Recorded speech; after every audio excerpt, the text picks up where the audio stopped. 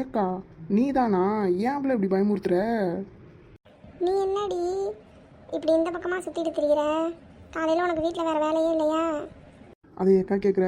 நேற்று பரோட்டா சாப்பிடும் போல ஆசையாக இருக்குதுன்னு எங்கள் வீட்டுக்கார வேலை முடிச்சு வரையில் வாங்கிட்டு வர சொன்னேன். அவர் நல்லா வாங்கிட்டு வந்தால் அந்த முனக்கடையில் தான் நல்லா டேஸ்ட்டாக போடுவானுங்களே, அதை நல்லா வலிச்சு வலிச்சு தின்னுவிட்டேங்க்கா. தின்னா வயிறு சரியில்லை, காலையில் நிற்காமல் ஒரு பக்கம் போய்கிட்டு இருக்குது. சரி அங்கே எங்கே போய் பாத்ரூமில் போய் நாரடிச்சிட்டோம்னா என் மாமியார் கறி ஒரே கத்திக்கிட்டு இருப்பா. அதனால தான் இப்படியே கம்மா பக்கம் போகலான்ட்டு வந்தேங்க்கா. ரொம்ப போச்சுன்னா ஆஸ்பத்திரிக்கு போக வேண்டியதாண்டி. அப்போ காலையில் வீட்டு வேலையெல்லாம் யார் பாப்பா? அவங்க வீட்டுக்கார் வேலைக்கெலாம் போகணும்ல.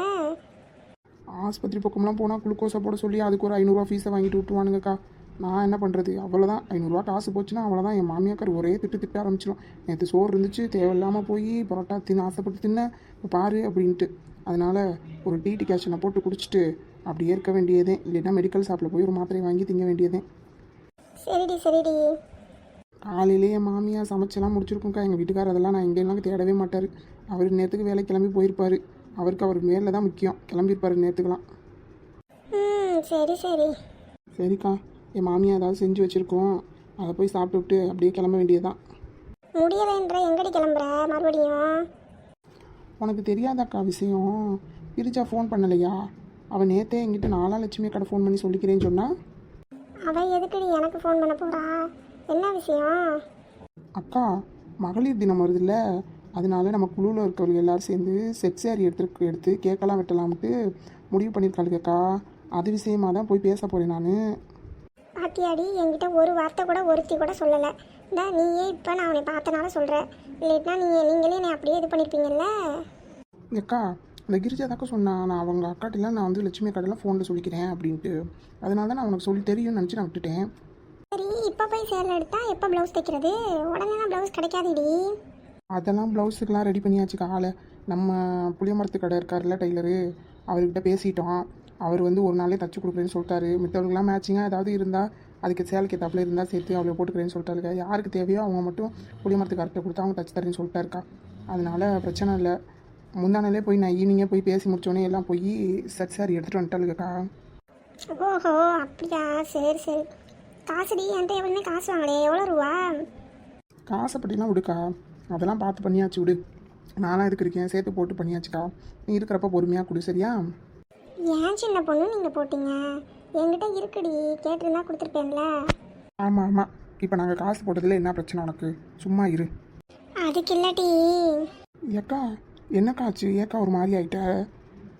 அது இல்லடி, நான் காலையில் துணி துவைக்கலான்னு சொல்லிட்டு ரமேஷ் ரூமுக்கு போய் நித்யாட்டெல்லாம் துணி இருக்கான்னு கேட்டேன்.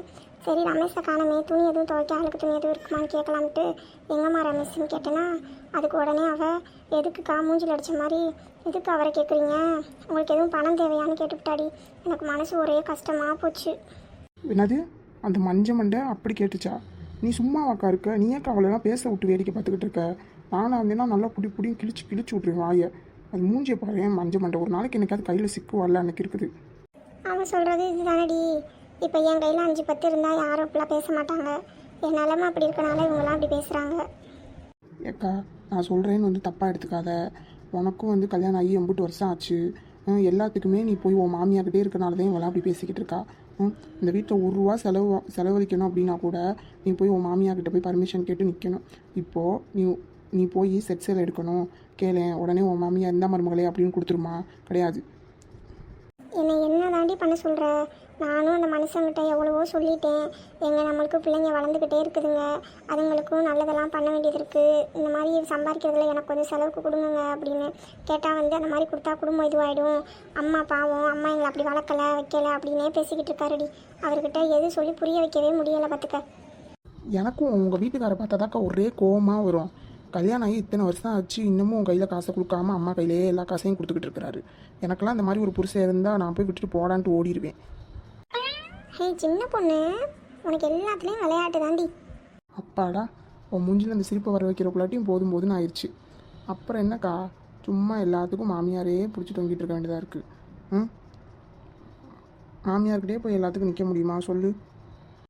என்ன என்னடி பண்ண சொல்கிற? அவருக்கே தோணணும், விடு. அதை பற்றி பேசிக்கிட்டே இருந்தால் நமக்கெல்லாம் வந்து அப்படியே நல்லா டென்ஷன் ஆயிடுவேன். ஆமாம்.